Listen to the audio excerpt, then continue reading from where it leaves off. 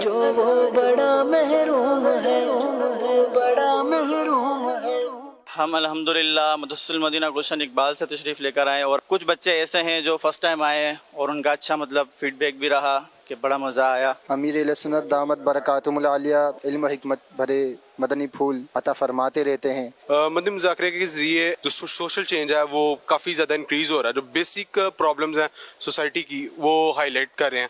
ایک دلچسپی سی ہوتی ہے بچے کو، اب ماحول سے تھوڑا دور ہوتا ہے تو ایک الگ معاملہ ہوتا ہے، اب یہاں پر آئے ہیں تو ایک الگ فیلنگ آتی ہے بچوں کو، اور مزہ آتا ہے، پتہ لگتا ہے کہ ہاں ہمارا ماحول کس طریقے کا ہے، ہمیں کس طریقے سے رہنا چاہیے، امیر اہل سنت کی صحبت اس حوالے سے۔ اس میں الحمدللہ آج امیر اہل سنت نے گوشت کی تقسیم کاری کے حوالے سے بڑی آسان فہم جو ہے وہ گفتگو فرمائی۔ اس میں خاص طور پہ جو ہے غریبوں کو گوشت تقسیم کرنے کے حوالے سے رہنمائی فرمائی، ترغیب بھی ارشاد فرمائی۔ امیر اہل سنت دامت برکاتہم العالیہ سے میں نے سنا کہ غریبوں کا درد، ماشاءاللہ غریبوں کا کتنا احساس تھا، اس احساس کو پیدا کرنے کے لیے ہمیں بھی جذبہ آیا ہے، شوق ہوا ہے۔ جیسے کہ انہوں نے آج قربانی کے مسئلے کو ہائی لائٹ کیا کہ کس طرح گوشت کی ڈسٹریبیوشن کو پراپر طریقے سے مینیج کیا جائے، کس طرح غریب سے غریب اور سفید پوش بندے تک گوشت پہنچایا جا سکے۔ فیل کیا ہے کہ جس چیز کی نیڈ ہوتی ہے، لیٹ سپوز اگر قربانی کا کوئی ایسا مسئلہ جو میرے ذہن میں ہو تو ان ایکسپیکٹڈلی امیر اہل سنت وہ مدنی مذاکرے میں ارشاد فرما دیتے ہیں۔ اچھوں کی صحبت ظاہر سی بات ہے اچھا اثر رکھتی ہے۔ علم سکھایا جاتا ہے، آداب سکھائے جاتے ہیں، اور زندگی کیسے گزارنی ہے اس کے بارے میں بتایا جاتا ہے۔ مدنی مذاکرے کے اندر حج کے بارے میں یہ سیکھنے کو ملا کہ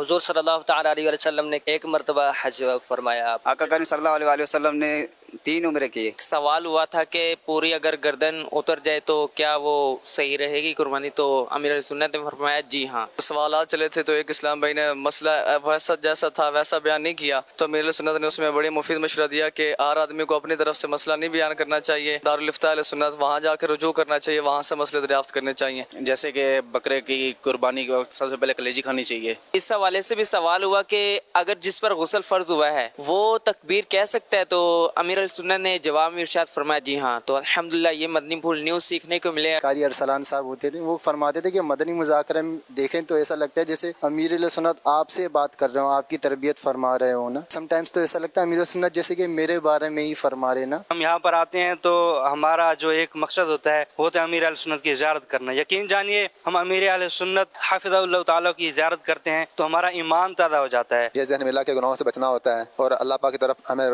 راغب کیا گیا کہ اللہ کو ہم یاد کریں، ذکر کریں اور رسول صلی اللہ علیہ وسلم کی اطاعت کریں۔ یہ بہت بڑا ہمیں ذہن ملا اس بارے میں۔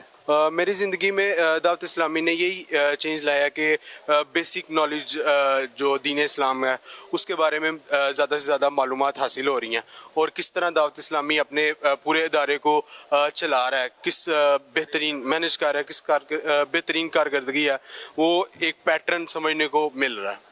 مدنی مذاکرے کی بات کی جائے تو مدنی مذاکرہ تو ہر فیلڈ کے بندے کو دیکھنا چاہیے نا۔ امیر اہل سنت کے اتنے تجربات ہیں الحمدللہ زندگی بھر کے، اور امیر اہل سنت وہ ہمیں دے رہے ہیں۔ اسی کے ساتھ ساتھ امیر اہل سنت جب بھی بیان فرماتے ہیں، سوالات کے جوابات ارشاد فرماتے ہیں تو بہت ہی آسان سہل انداز سے جو ہے ہمیں تربیت فرماتے ہیں، تاکہ جو عام لوگ ہیں جو کم اردو پڑھے لکھے ہیں ان تک بھی دین کی بات آسانی سے پہنچ سکے اور وہ سیکھ سکیں، سمجھ سکیں اور اس پر عمل بھی کر سکیں۔